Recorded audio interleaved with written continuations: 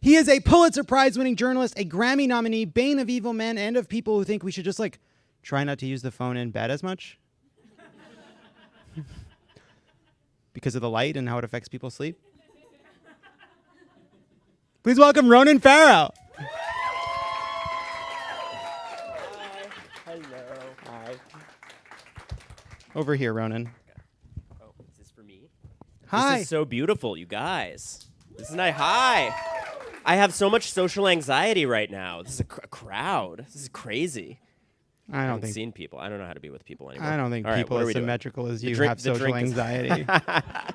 We do. We have more. We're more insecure.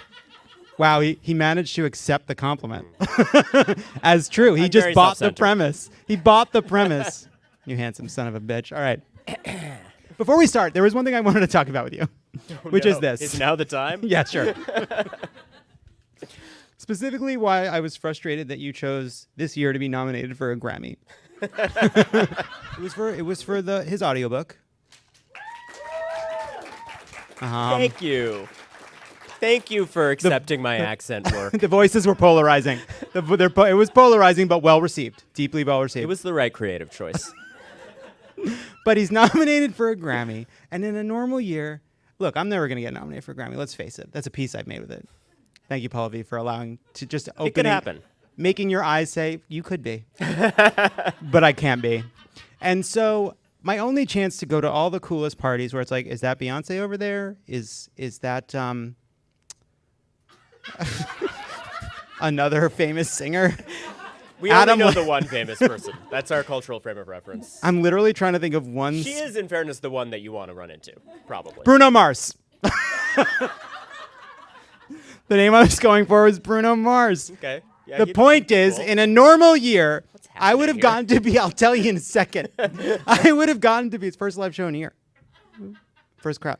I know. How's he doing? He's fine. All right.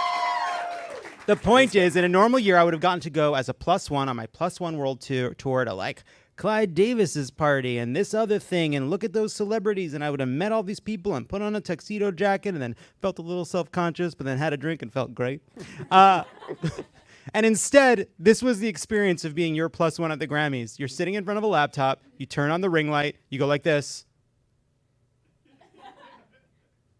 I lost to Rachel Maddow. Yeah, that was the full extent of the fucking Grammys. That sucks. That was the Grammys journey. There was a Clive Davis party invite, but it was a Zoom. Please. Yeah, you don't get to run into Beyonce. I don't even think you should have brought that up. Anyway, the point is, what are we doing here? Oh yeah. Gay news. I'll get better at that as we do more. I hope you don't. It's time for gay news. You know what happens. We're just going to read some gay news. Great. In May, I don't get all these jokes, by the way. There's fully half of them that I just don't get. I'm winging it. Not half, a couple. Gay news. In May, Demi Lovato came out as non-binary, which explains why they got so mad at that froyo place for saying there are 31 flavors but only 2 genders. Gay news. Sure. That's the tradition, right? You're supposed to be. You've never heard a goddamn word of this show. Late in the cursed year of 2020, Elliot Page, star of Juno, came out as trans, which is awesome because now a trans person can ask all the expositional questions in a Christopher Nolan movie. Did Elliot Page come out, or was it a dream within a dream within a dream? Gay news. World War II codebreaker Alan Turing became the first gay man on a British banknote. This is the UK's way of saying their 1952 prosecution of Turing for homosexual acts was a bit of a sticky wicket. Gay news. In good gay news, the VA will begin offering gender confirmation surgery to trans veterans. But because the VA believes at long last that trans people should be treated like everyone else, the paperwork will take 3 years. Gay news. In April, to the dismay of conservatives everywhere, the Devil's Boyfriend, Lil Nas X, dropped Call Me By Your Name. Great song, great video. Conservatives were pissed. When you sleep with the devil, it better be a right-wing dictator, otherwise it's just offensive. Gay news. Bachelor star Colton Underwood came out as gay amid controversy. The controversy makes no sense because the Venn diagram of people who love The Bachelor and people who hate dramatic twists look like 2 circles on the opposite sides of the fucking universe. Gay news. Just last week, Carl Nassib became the first active NFL player to come out as gay. Nice. Carl, how active are we talking? Hey. Hey. That's the joke, right? I guess. Who wrote these? Gay news.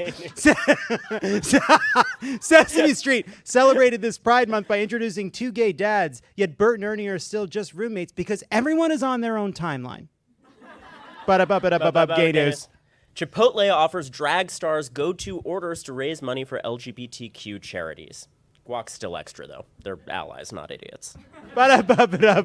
Gay news. And finally, American Idol alum David Archuleta.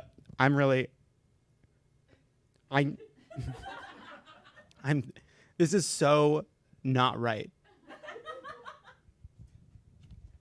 American Idol alum David Archuleta says he's an LGBT community member. God made me how I am, he said. Yeah, runner up. That is so mean. Can you believe that? He's an angel. He's so wonderful. It was so funny. I had to do it, but so mean. Sweet David Archuleta. He was sweet when he was on the show. His coming out story was so earnest. And here I come in with this filth. I mean, it is funny. It's funny. But it's too mean. Matt, where are we on the donations? $33,500. Donate at crooked.com/Pride Fund. And that's gay news. Any parting thoughts for Pride, Ronan? Be full of it and give money to this good noble cause. Look at him. Should have prepared more for this. Look at him, Ronan Farrow, so handsome. Look at him. You. Thanks everyone for having me. Love it or leave it.